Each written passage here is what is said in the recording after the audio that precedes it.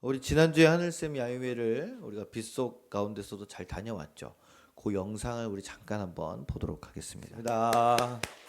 아주 짧고 굵게 잘 갔다 왔죠. 이번에 이렇게 날씨가 안 좋아서 어쩌나 걱정을 참 많이 했는데요. 생각보다 너무 잘 지내고 와서 정말 감사했습니다.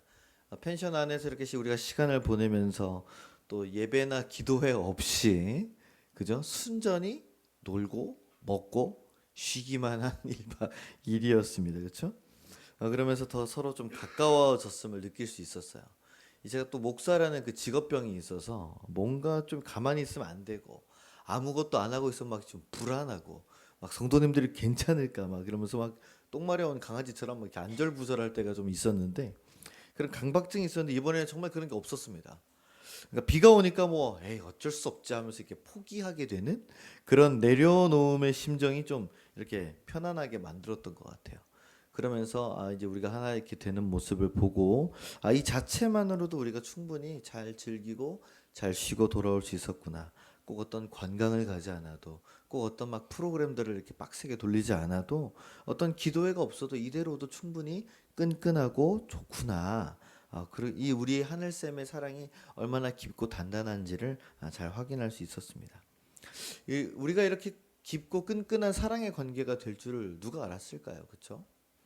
물론 오랜 시간 동안 우리가 함께했던 그런 또 장점도 있지만은 우리가 이렇게 서로 공동체가 서로 사랑하고 아름다울 수 있었던 이유가 사람 때문일까요? 그건 또 아닐 겁니다. 그렇죠? 물론 사람이 좋은 것도 있겠지만 인간관계라는 게 내가 좋을 때 다른 사람이 안 좋을 수도 있고 내가 안 좋은데 다른 사람이 좋을 수도 있고 또는 반대로 내가 안 좋을 때 또 안 좋을 수도 있고 그렇기 때문에 인간관계를 정말 가능하게 만들 수 있는 거는 오랫동안 이렇게 건강하게 가능하게 만들 수 있는 이유는 결국에는 이 예배 우리를 하나로 부르시고 하나로 묶어주신 하나님께 감사드리며 하나님을 우리의 주인으로 고백하는 바로 이 예배의 시간 때문인 줄로 믿습니다. 오늘도 우리에게 동일한 주신의 은혜를 주실 하나님의 음성을 듣고 깨닫는 예배가 되시길 주님의 이름으로 부탁을 드립니다. 네, 오늘은 오랜만에 사도행전의 본문을 찾았어요. 한동안 제가 사도행전으로 설교를 쭉 해 나가다가 코로나를 만나고 또 여러 가지 상황 속에서 멈췄었습니다. 그러면서 이제 기도하는 가운데 다시 사도행전의 말씀을 봐야겠다 하면서 어디까지 설교를 했나 했더니 2022년의 7월 달까지 이제 요 앞에까지 딱 설교를 했더라고요. 그래서 오랜만에 다시 우리가 보는 이 사도행전의 내용을 좀 이해하기 위해서는 본문의 앞에 있었던 내용을 우리가 간단하게 좀 알고 지나가야 됩니다. 이 바울이 전도 여행을 다니게 됐죠. 그러면서 원래는 아시아로 가려고 그랬다가 못 가게 막으시고 하나님이 꿈속에서 마게도냐 사람이 손짓하는 걸 보고 어디로 가요? 마게도냐 지방으로 이제 가게 됩니다. 그러다가 빌립보라는 성에 도착해서 그곳에 이제 예배를 드리려고 보니까 아무도 예배하는 사람이 없어서 강가에 가서 이제 바울과 실라가 예배를 드리는데 그때 거기서 누구를 만납니까? 자색 옷감 장사하는 루디아라는 그 당시 그 빌립보성에서 한몫 잡고 있던 여장부를 만나게 되죠. 그렇죠?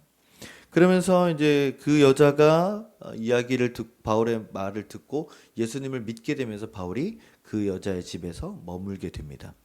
그러다 빌립보성에서 귀신점을 받아서 그 점을 보는 그 여종이 하나 있었는데 바울이 지나가다 보니까 그 귀신을 어떻게 해요? 쫓아내게 되죠.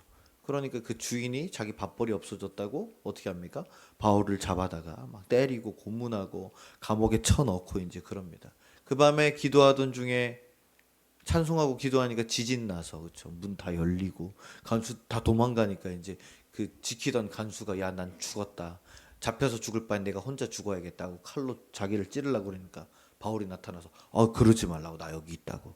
그래서 그 간수도 예수님을 영접하고 그 다음 날 그 관리들이 그냥 가시라고 보내줍니다. 그렇죠?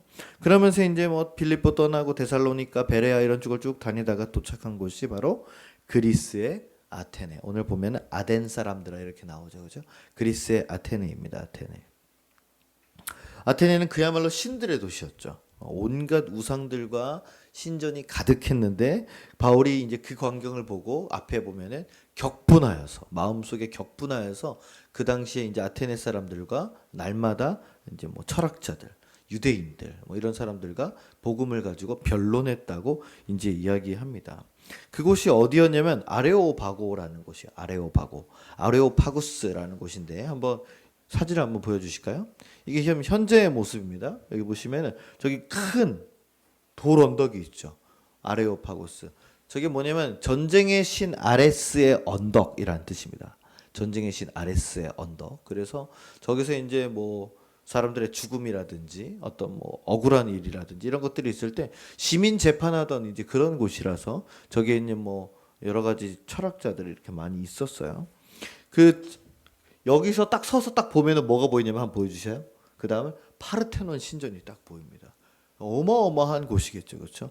지금은 저렇게 다 무너져서 이제 보수공사하는데 바울이 있었을 당시에는 얼마나 엄청난 모습이었는지 한번 복원했던 모습을 한번 보여주십시오. 이렇게 저 뒤에가 이제 파르테논 신전과 아레스 신상이 있고 저기 밑에가 이제 아레오바고가 저렇게 아마 있었을 것이다. 2000년 전이니까 2000년 전에 저 정도면 엄청난 거 아닙니까, 그렇죠? 예. 저기서 바울이 이제 변론했다는 거예요. 한 가지 다행인 것이 있습니다. 여기 아테네 사람들이 종교심이 많고 오늘 바울이 말하는 걸 보니까 가장 새로운 것을 말하고 듣는 것 외에는 달리 시간을 쓰지 않는다라고 얘기를 해요. 그렇기 때문에 바울이 전하는 예수 그리스도의 복음은 이 아테네 사람들에게 있어서는 굉장히 새로운 이야기였습니다. 그들의 흥미를 끌었겠죠. 왜냐하면 이 그리스 사람들이 믿는 신들은 누굽니까? 올림푸스의 제우스를 비롯한 올림푸스의 12신, 그죠? 근데 제가 그리스 로마 신화의 그 신의 계보가 있거든요. 계보라는 게 족보가 있습니다. 족보. 카오스로부터 쭉 해서 뭐 우라노스 해가지고 쭉 내려오는 게 있는데 그걸 한번 보니까 엄청 많더라고요, 신이. 네, 최소 100명 이상.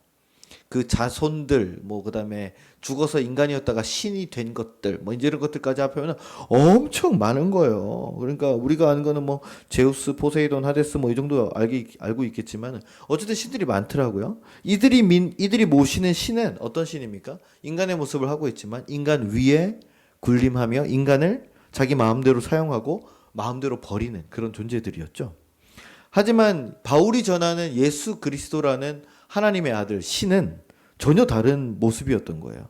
인간의 모습 그대로 인간들과 똑같이 살고 마침내는 인간들의 죄를 구원하기 위해서 십자가에 자신의 목숨을 버리기까지 했다라는 이 말은 그들이 아테네 사람들이 도저히 받아들일 수 없는 너무나 파격적인 이 뭔가 좀 이상한 그런 신선한 충격을 받았다는 거죠. 왜냐하면 그들이 그동안 가지고 있었던 믿음과는 너무나도 상반된 그런 믿음이었기 때문이었습니다. 아니 어떻게 초월자인 신이 벌레 같은 인간을 위해서 자신의 목숨을 버릴 수가 있는가? 도대체 왜? 무엇을 위해서? 그래서 이 내용을 가지고 쾌락을 추구하는 에피쿠로스 철학자, 또 덕을 추구하는 이 스토아 철학자들이 막 논쟁을 벌였어요. 저는 이 아테네 사람들을 보면서 요즘 사람들 같다라는 생각을 했습니다. 오늘 바울이 뭐라고 그들의 특징을 이야기합니까? 가장 새로운 것을 말하고 듣는 것 외에는 달리 시간을 쓰지 않는다는 거예요. 그야말로 요즘 MZ들의 특성과 일치하지 않습니까? 네? 초등학생들부터 청년들까지요. 모두가 스마트폰을 쥐고 모두가 유튜브를 보고 모두가 쇼츠를 보고 인스타를 합니다.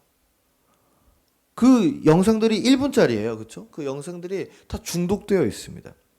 조금만 똑같아도 5분 이상을 이렇게 집중해서 보기가 어렵습니다. 그러니까 여러분들은 굉장히 집중력이 좋으신 거죠. 핸드폰 하지 않고 이렇게 1시간 동안 가만히 앉아 있는다는 게 요즘 굉장히 특별한 집중력을 가지신 분들이다. 제가 그렇게 칭찬하고 싶습니다. 근데 일반적으로 요즘 그 교회 다니지 않거나 이런 아이들은 수업 시간에도 우리 배국기 선생님 계시지만은 요즘 어떻습니까? 고등학생들, 남자 고등학생들 잘 하나요? 네. 그러니까 최대 집중력이 5분이라는 거예요. 최대 집중. 자, 집중해! 그러면 다시 이렇게. 그죠? 네. 공부를 할 때도 이제 나 오늘 이렇게 왜 애들이 시험 기간에 교회를 안 오잖아요. 교회 왔다 가는 시간. 교회 왔다 갔다 하는 시간 한 20분씩 잡으면 40분 되고 예배 드리는 시간 한 1시간 하고 1시간 40분이니까 시험 핑계로 교회를 딱 안 가면 나한테 뭐 얼마가 생기는 시간이? 한 2시간 생기는 거예요. 그죠?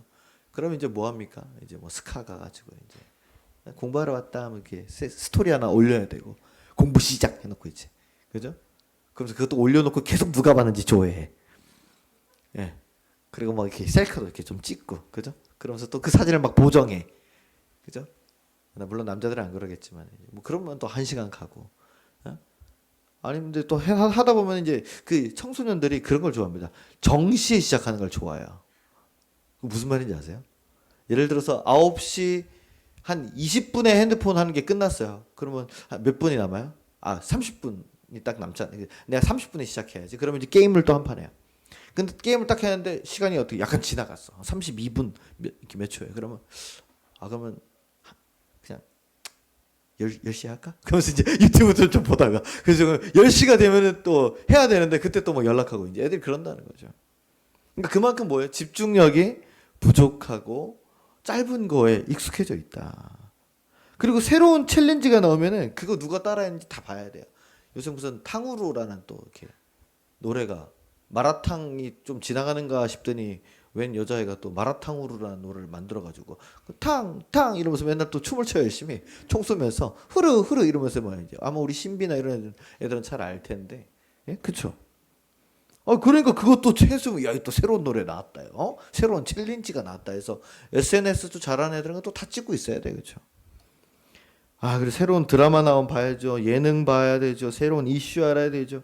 이제 벌써 이제 저도 40대가 된 저지만은 요즘 애들 따라가려면은 핸드폰을 붙잡고 살아야 됩니다. 요새 뭐 하는지. 예? 그러다가 젊은이들한테 조언이라도 이제 좀 한마디 하려고 그러면 뭐라 그럽니까? 라떼 사절이요. 꼰대라떼 사절이요. 이제 이렇게. 그죠? 아예 남의 이야기는 관심이 없고 옛 것은 다 촌스럽고. 그죠? 지금은 2024년이에요. 예? 나는 트렌드한 게 좋고요. 누가 나한테 대해서 잔소리, 즉 지적질하는 거, 또 선비질하는 거 이렇게. 요새 선비질이란 말을 아십니까? 요즘 애들이 만들어낸 건데 그러니까 이슈나 이런 거에 대해서 굉장히 옳고 정의로움을 강조하는 것 같은 말을 할 때 비웃으면서 얘기하는 거예요. 네가 선비야? 네가 그렇게 깨끗해? 네가 그렇게 고고해? 그러면서 댓글 막 이렇게 여러분 그러지 마시고 서로를 막 배려합시다. 그러면 밑에 바로 댓글에 선비질 이러면서 말이죠. 아주 무서운 세상이에요. 네? 너나 잘하세요라고 얘기를 하는 거죠. 요즘 사람들이 새로운 것들에 계속 관심을 가지고 있고 미디어나 기업들도 계속해서 어떻게든 새로운 자극에만 집중을 하고 새로운 것들에만 우리가 계속 휩쓸려 갑니다. 그러니까 요즘이랑 똑같다는 거죠. 아테네 사람들도 이제는 모든 게 문화, 종교 이런 것들이 최극상에 있는 사람들이었기 때문에 그렇죠. 지금은 좀 이렇게 그리스가 경제가 좀 어렵지만 그때는 최고치 아니었습니까? 뭔가 새로운 게 아니면은 자기들의 매력을 끌지를 못하는 거예요. 또 한 가지 아테네 사람들을 보면서 바울이 이렇게 말합니다. 너희들은 범사에 종교심이 많다. 이렇게 얘기를 해요. 우리가 아까 제가 말씀드렸죠. 우리가 잘 알고 있는 제우스. 여러분 올림푸스 12신 다 아십니까? 대충 한번 얘기해 보세요. 제우스 알고 그렇죠? 그 바다의 신 포세이돈, 지옥의 신 뭐 하데스 그렇죠? 그다음에 그 미의 여신 그 비너스 그렇죠? 그다음에 태양신 아폴로 뭐 또 뭐 있어요 또 뭐 헤파이토스 뭐 이런 것도 있고 헤르메스 뭐 전쟁의 신 아테나 뭐 아니 많죠 뭐가 많죠 네 엄청 많아요 네 저희 집에만 해도 그리스 로마 신화가 책이 몇 권까지 있더라 20 몇 권까지 있어요 애들이 그걸 딸딸딸딸 외우고 옛날에는 계보를 외우고 있길래 야 성경의 족보를 외워 그러니까 그건 재미없잖아 그럼 승혁이가 성경의 족보가 나와? 이러면서 야 마태복음에 있어 그러니까 몇 번 보더니 안 본다고 자기는 재미없다고 그러니까 이 신들이 얼마나 많냐는 거예요. 그러니까 바울이 그걸 보고는 야 당신들은 종교심이 많군요. 그러면서 바울이 이렇게 두루두루 다녀보니까 23절에 뭐라고 되어 있냐면은 어떤 재단을 발견하는데 거기에 뭐라고 써 있습니까? 그러니까 뭐 제우스에게 이렇게 써 있는 게 아니라 거기에 알지 못하는 신에게. 아니 알지도 못하는 신에게도 그 재단을 만들어가지고 이름표를 만들어서 그 세워놨다는 거예요. 이게 실제로 그렇게 알지 못하는 신에게라고 그리스어로 적혀있는 그 재단이 어디 박물관에 있더라고요. 제가 찾아보니까 구글에 찾아보니까 나왔습니다. 그 진짜라는 거예요. 그러니까 얼마나 종교심이 많아요. 이 종교심이 많다는 것 또한 요즘 사람들과 비슷하다는 거예요. 왜 그러냐면요. 제가 하나 보여드릴게요. 기독교 유튜버인 종리스찬이라는 전도사님이 있습니다. 종리스찬. 이분이 이제 예수님 복장을 하고 이렇게 홍대에서 불금에 홍대 한가운데서 예수님 복장을 하고 그 나무 박스로 십자가 이렇게 만들어가지고 고민을 들어드립니다. 이렇게 하면서 이제 그렇게 한 영상이 있어요. 근데 그 중에서 이제 한 장면 한번 보겠습니다. 제가 누구 같아 보이세요? 하나님.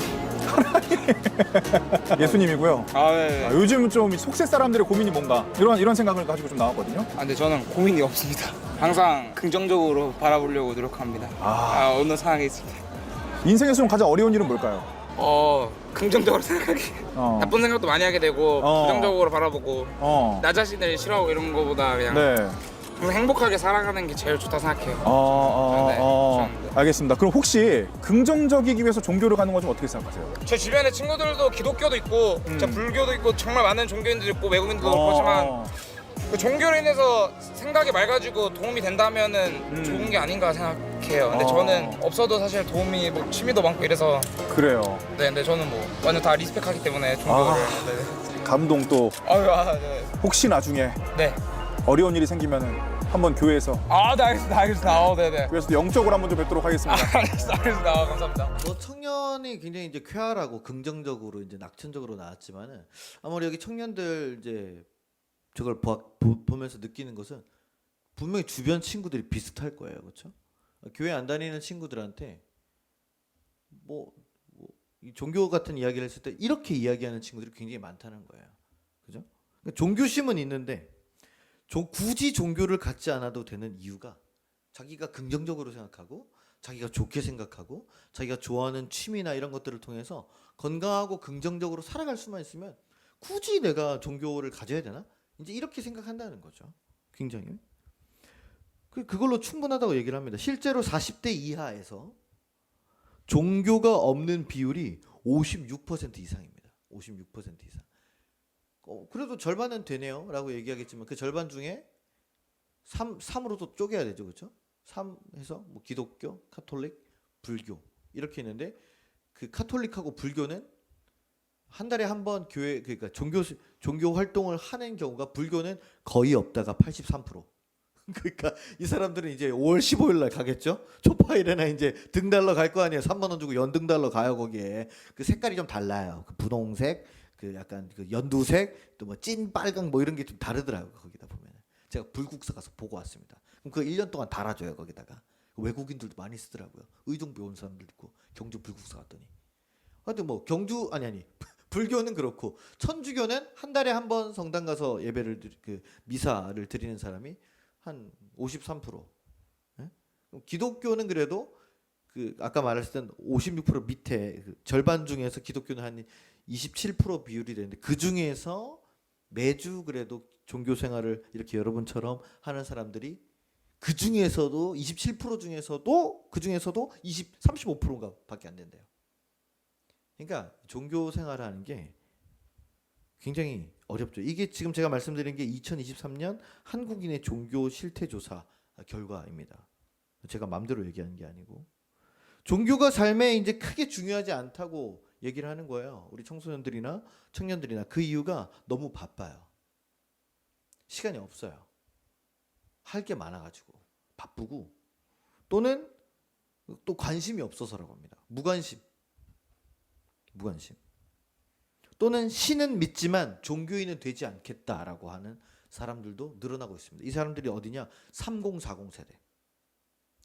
이제 어려서부터 모태신앙으로 쭉 이렇게 교회를 다니다가 어떤 이유로 교회에서 이제 상처를 받고 교회를 떠나거나 신앙생활을 그만둔 사람들. 그러나 어릴 때부터 받아왔던 그 종교에 대한 그게 있기 때문에 나는 신앙은 있지만 종교인은 되지 않겠다라는 거예요.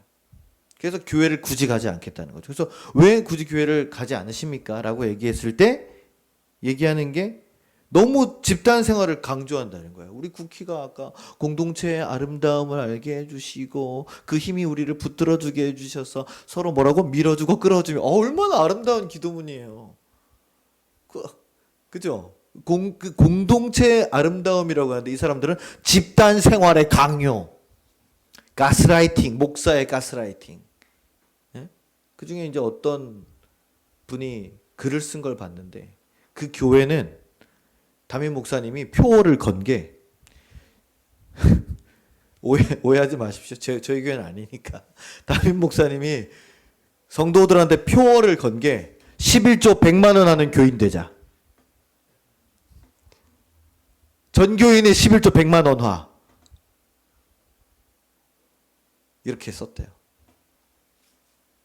그게 말이 됩니까? 말이 돼요? 한 달에 1,000만 원 이상 벌어야 되는데, 네? 그쵸? 누구는 맨날 가가지고 알바하고, 예? 맨날 불려가서 일하고, 뭘 해야 될지도 모르고 지금 그런 마당에 있는데 한 달에 100만 원씩 11조. 아이고야. 그러니까 그럴 바엔 교회를 안 나간다는 거예요. 대신에 신앙심은 있다. 결국 이런 결과들을 보면은 요즘 사람들은 종교심은 있지만 종교 외에도 내가 의지할 게 너무너무 많아진 거예요. 그렇죠? 그리고 이제 생각하는 게 다 너무너무 다릅니다. 그리고 의지하는 게 너무너무 달라서 이제는 평균 값을 구하기가 어려워요. 그래서 요새 그 정치 할 때마다 우리가 정치 조사하잖아요. 뭐 출구 조사. 오히려 그런 거는 극명하게 빨간색, 파란색으로 나뉘어 가지고 우리나라가 동서로 나뉘는데 그런 거 말고 취미를 가지고 얘기할 때 다 다르다는 거예요. 하늘이가 보는 유튜브가 다르고 정수가 보는 게 다르고 예찬이가 좋아하는 게 다르고 지훈이가 좋아하는 게 달라요. 옛날에는 야 뭐 무슨 드라마 봤어? 그 뭐죠? 해품달. 그죠? 그다음에 뭐지? 대장금 오나라 나오는 그죠? 오나라 그 대장금 같은 거 이렇게 하면은 전부 다 그거 봤잖아요. 야, 그거 너무 재밌다. 그렇죠? 근데 요즘에는 뭐 어떤 드라마가 나왔어요. 봤어? 그러면 나 아직 시작 안 했어. 얘기하지 마. 난 다 봤지. 난 보는 중인데. 이러면서 시작점이 다 다르다는 거예요. 그러니까 평균이 너무 어려워요. 그러니까 종교심이 많은데 그 종교심을 다른 데다 다 쓰고 있다는 거예요. 나의 취미, 내가 좋아하는 것들, 내가 보는 것들, 그런 것들이 다 쓰고 있다는 거죠. 이런 특징이 요즘 젊은 사람들에게만 국한되진 않습니다. 40대 이상의 어른들한테는 해당이 되지 않는 걸까? 물론 젊은 사람들보다는 그래도 좀 더 우리가 신앙의 훈련을 많이 했기 때문에 믿음의 뿌리가 좀 더 깊게 내려 있기는 합니다만, 그러나 똑같이 우리도 새로운 일들에 대해서 쉽게 반응하고 또 믿음 외에 다른 여러 가지로 내 마음을 주고 있는 것들이 많다는 것을 부정할 수가 없다는 거죠. 그러니까 2000년 전에 바울이 만난 아테네 사람들이나 지금 우리들이나 크게 다르지가 않다. 주님을 믿는다고는 하지만 주님만 믿지는 않는 거죠. 세상 살기에 필요한 돈도 믿어야 되고 사람도 믿어야 되고 내가 좋아하는 취미나 그 모든 것들도 우리가 버리지는 못합니다. 바울은 이 사람들을 이렇게 바라보면서 긍휼한 마음이 들었어요. 아니 당시에 최고로 잘 나가는 세련되고 똑똑하고 그런 아테네 사람들을 보면서 불쌍하다고 여기는 게 말이 됩니까? 여러분? 여러분 저기 압구정 청담동에 갤러리아 한번 이렇게 앉아 있어 보세요. 거기. 어떤 사람들이 지나다니나. 거기 이렇게 지나가 있으면은 사람들이 그냥 똑같이 지나가는 것 같은데 다 옷이 다 명품이죠. 그죠? 차들이 다 외제차죠. 그죠? 뭐 생긴 것도 다 잘생기고 예쁘죠. 그러면 막 이렇게 내가 열등감이 느껴지는 거예요. 막 나는 뭐 이렇게 내 얼굴은 장난이네. 장난 아닌데, 그렇죠? 와, 장난 아닌 사람들이 막 지나다니고 연예인 뺨치는 사람들이 있는데 나는 그냥 장난이네. 이렇게 돼버리는 거죠, 그렇죠? 바울이 아테네 사람들을 보면 얼마나 다 화려하고 멋지고 훌륭한 사람들. 근데 바울은 그들이 전혀 부럽지가 않았어요. 오히려 그들이 안타까웠다는 거죠. 왜? 온갖 신들에 둘러싸여서 자신들의 지식과 새로운 것들에만 지나치게 집착하며 살아가는 그들의 인생이 너무 불쌍했던 거예요. 왜냐하면 그들한테는 가장 중요한 것이 한 가지가 빠져 있었습니다. 그게 뭐냐면 세상의 중심에서 세상의 최고의 위치에서 살아가고 있었음에도 불구하고 그들에게 없는 것이 뭐냐면 진리였어요. 그들이 믿고 추구하는 것은 결국 그리스 로마 신화는 누가 만들었습니까? 자기들이 만들었죠. 인간들이. 인간들이 만들고 그 신전을 누가 만들었습니까? 자기들이 만들었죠. 결국 자기들이 만들고 자기들이 쌓아놓은 헛것에 불과했습니다. 그래서 바울은 오늘 이렇게 얘기합니다. 너희가 알지 못하고 위하는 그것을 내가 너희에게 알게 해주겠다. 이 말을 새번역 성경에서 이렇게 바꿨습니다. 여러분이 알지 못하고 예배하는 그 대상을 제가 여러분들에게 알려드리겠습니다. 그리고 이제 바울은 하나님이 어떤 분이신지를 쭉 전하는 거예요. 우주 만물과 천지를 지으신 분이시고 사람의 손으로 지으신 신전에만 거하시는 분이 아니시고 뭐가 부족해서 사람의 손으로 섬김을 받는 분도 아니시다. 하나님은 모든 사람에게 생명과 호흡을 주신 분이시고 인간의 존재를 창조하셨고 온 땅에 살게 하셨으며 각자 우리에게 살아가는 날과 살아가는 땅을 허락하셨다. 우리가 신앙생활을 할 때요, 간혹 이 아테네 사람들처럼 착각할 때가 있습니다. 무슨 말인가 하면은요, 아테네 사람들이 그렇게 많은 신전과 신들을 만든 이유를 한번 생각해 보신 적 있으세요? 그 사람들은 뭐 제가 그리스 안 가봤지만 지중해 가장 아름다운 곳 아닙니까? 그죠? 포카리스웨트 선전할 때 그죠 보면은 흰색 그 건물들과 파란색 지붕들이 있으면서 바다와 착 상쾌한 청량감이 느껴지는 그죠? 그 그리스. 얼마나 좋아요. 근데 그렇게 아름다운 곳에서 사는 사람들이 뭐 이렇게 신들을 많이 만들었을까요? 왜 이렇게 멋진 신전과 제단들을 많이 쌓아놨을까요? 사람들의 형상과 똑같은 신들의 모습을 만들고 이름을 붙이고 신전을 만들고 거기에 다 이야기들을 만들었어요. 그 옛날에. 그게 2000년까지 지금 이어져 오는 이야기 아니에요. 지금도 애들이 그리스 로마 신화 보면 환장하잖아요. 재밌다고. 예? 단군 신화 재밌습니까? 맨날 쑥이랑 마늘만 먹고 그쵸? 재미가 없잖아요 그게. 근데 얼마나 재밌어요 그런 거 보면은. 근데 결국 자신들이 만들어낸 신을 위해서 제사 드리고 섬긴다는 게 아이러니하다는 거죠. 그건 뭐냐면 결국 그들은 자기가 신을 만들고 우상과 제단, 신전 안에 그 신들을 가두어 놨습니다. 그 말은 뭐냐면 그곳에서만 예배를 드리면서 자기들이 그 신들을 어떻게 해요? 통제하고 길들인다는 뜻이에요. 신들을 만들어 놓고 신들을 예배하는 것 같지만 사실은 그 신들 위에 누가 있어요? 내가 있는 거죠. 우리가 있는 거예요. 내가 예배를 드려줘야 이 신이 살아있는 거예요. 내가 아테나를 섬겨야, 내가 제우스를 섬겨야 이 신이 권위가 있는 거예요. 그것이 믿음이라고 믿었어요. 이런 믿음의 착각을 우리도 종종 합니다. 뭐냐면 내 생각과 내 방식으로 하나님을 가두어 놓는 착각을 할 때가 있다는 거예요. 하나님 이러시면 안 되죠. 하나님 지금 저한테 이렇게 해주셔야죠. 하나님 지금 제 상황을 아시잖아요. 우리가 주일에 교회에 모여서 예배를 드리는 이유가 여러분 하나님이 이곳에만 계시기 때문입니까? 아니죠. 하나님은 어디에나 계시고 항상 나와 같이 계시지만 교회에서 우리는 함께 믿음을 확인하고 공유하고 기억하기 위해서 모여서 예배드립니다. 그렇지만 어떤 때는 교회에만 하나님이 계시는 것이라고 확인하고 싶어 할 때가 있어요.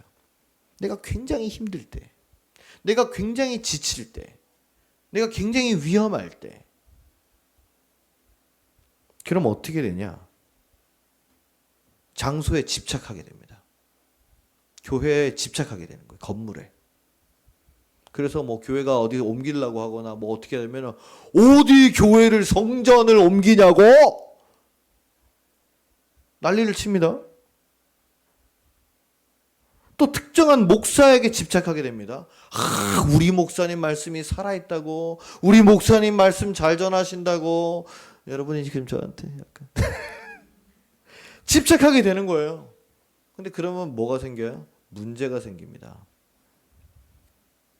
내가 생각하는 방식으로 하나님을 특정하게 될 때 그 믿음에는 반드시 문제가 생기게 된다는 거예요. 그래서 바울이 오늘 뭐라고 얘기하냐면은 하나님은 사람의 손으로 지은 신전에만 거하시는 분이 아니시다라고 얘기를 하는 거예요. 내 생각과 내 뜻으로 정해지고 갇혀버리면 그게 무슨 하나님이에요? 그냥 내 관념이지.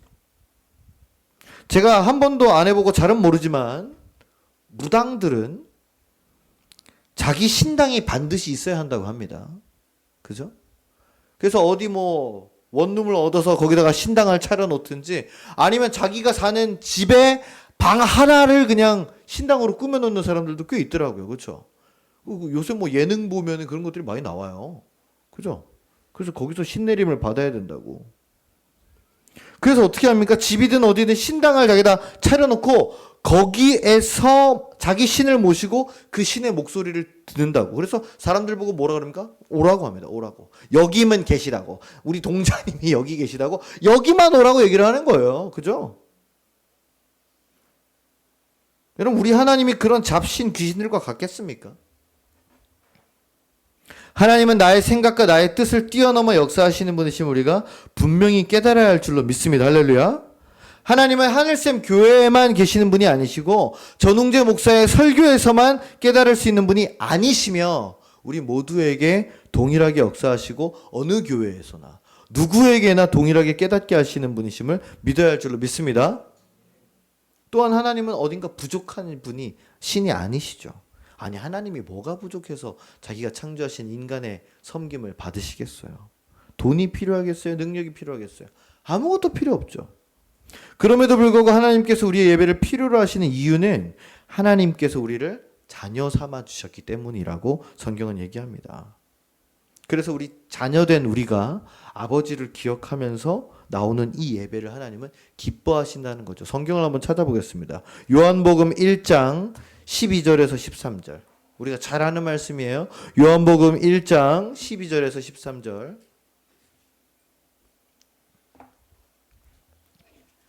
찾으셨습니까?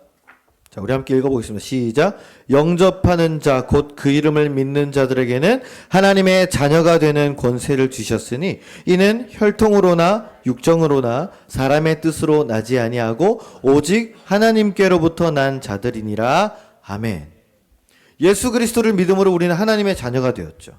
이제는 영적으로 하나님께 이끌려 나오는 삶을 살게 되었기 때문에 우리는 예배하러 나온 줄로 믿습니다. 이게 우리의 믿음이고 이게 우리의 증거며 이게 우리의 생명인 줄로 믿으시기를 주님의 이름으로 부탁을 드립니다. 근데 한 가지 문제가 있어요. 다 알고 있는데 이렇게 매주 매 예배 때마다 하나님을 찾으며 우리가 나아오지만은 하나님을 잘 찾지를 못한다는 겁니다. 늘 이게 우리의 숙제죠. 좋은 컨디션으로 내가 뭐 졸지도 않고 감정도 좋아요. 내가 뭐 가족들과 싸우지도 않고 뭐 요새 인간관계 다 편안하고, 예? 그래서 말씀 잘 듣고 딱 각성해가지고 잘 돌아가면은 잘 살 것 같은데 그게 잘 안 되죠. 평균적으로요, 주일 설교의 본문과 내용을 듣고 기억하는 성도가 몇 프로나 될까요? 정확히 제가 기억이 안 나는데 어느 기독교 단체에서 대형교회 몇 개의 성도들을 표준으로, 대형교회 성도니까 꽤 많은 거죠, 그죠? 성도들이 뭐 10,000명짜리 교회 한 10개만 해도 10만 명이에요, 그죠? 그 성도님들을 대상으로 지난주 설교의 본문과 내용을 기억하는 성도의 퍼센트를 구하시오 했습니다. 제가 지난주에 무슨 설교했는지 기억하시나요? 몇 퍼센트일까요? 몇 퍼센트?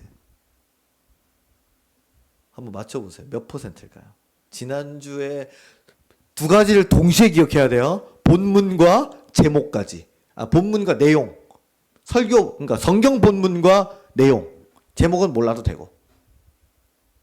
자, 몇 퍼센트일까요? 우리 최지훈이 몇 퍼센트일 것 같아? 몇 프로?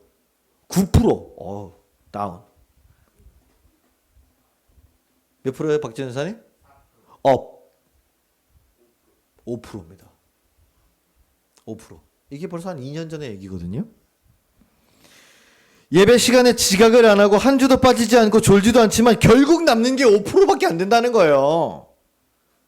여러분, 우리 사랑하는 하늘샘 성도님들은 그보다 훨씬 더 높을 줄로 믿습니다. 오늘 본문이 어디였다고요? 사도행전 17장 22절에서 27절. 네.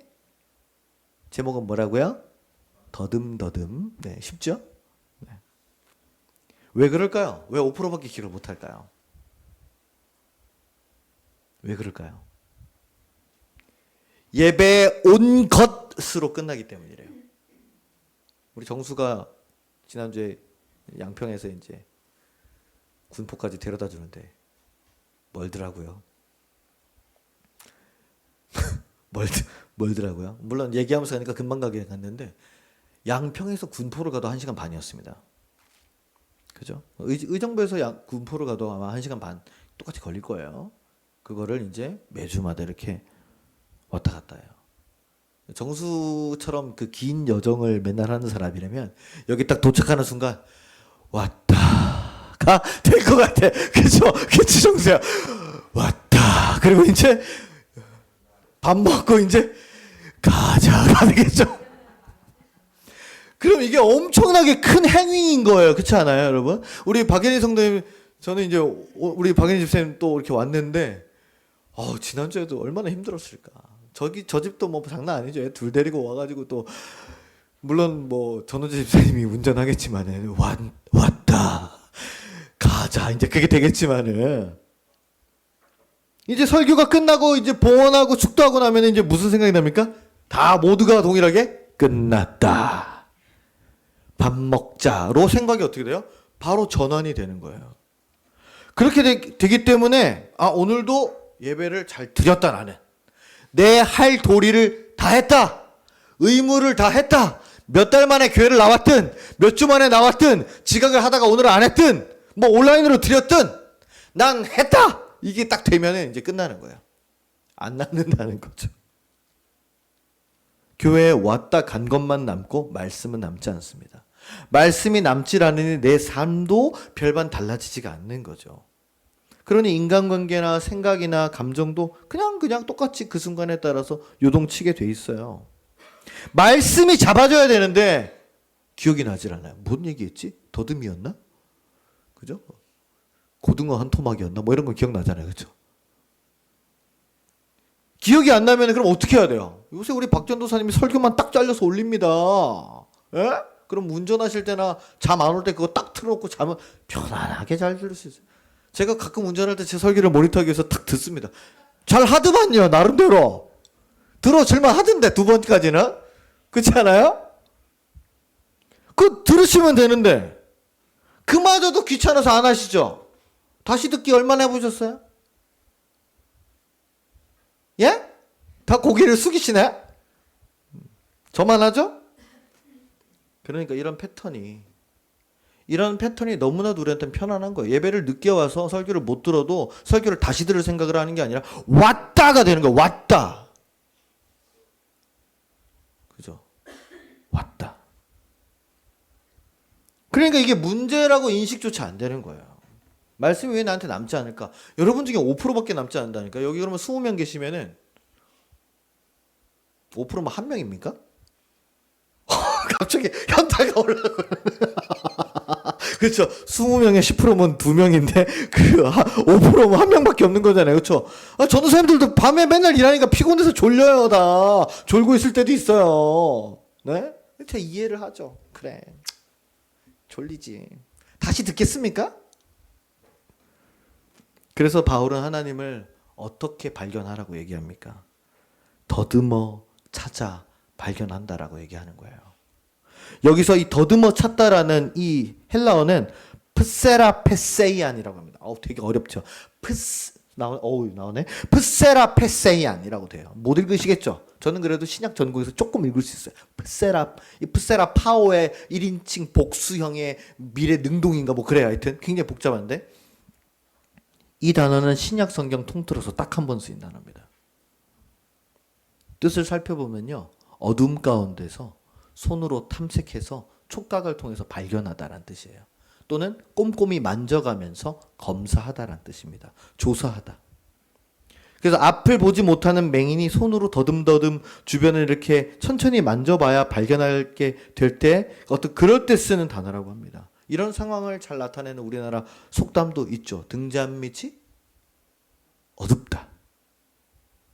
하나님은 우리의 생각이나 건물이나 장소에 갇혀 계시는 분이 아니시기 때문에 너무나 크고 위대한 분이십니다. 그래서 차마 어떻게 우리가 만져볼 수도 없고 확인할 수도 없어요. 그냥 눈부신 태양을 바라보듯이 너무 위대하신 분, 너무 훌륭하신 분, 내 눈 이러면서 우리가 그런다는 거예요. 결코 만질 수도 그럴 엄두도 내지 못한다고요. 여러분 그렇게 바라만 보는 하나님이라면 내 삶에 과연 얼마만큼의 영향력이 있을까요? 그러나 우리가 찬양으로 이렇게 고백을 합니다. 비록 내게 보이지 않아도 비록 내게 느끼지 않아도 일하시네 주님 주는 결코 멈추질 않네. 그죠? 웨이메이커라는 찬양에 보면은 보이지 않아도 느끼지 않아도 일하신다라고 얘기를 합니다. 일하시는 분이시라는 거죠. 보이지 않아도 느끼지 않아도 우리가 하나님을 쉽게 발견하고 쉽게 만질 수 있다면 얼마나 좋을까요?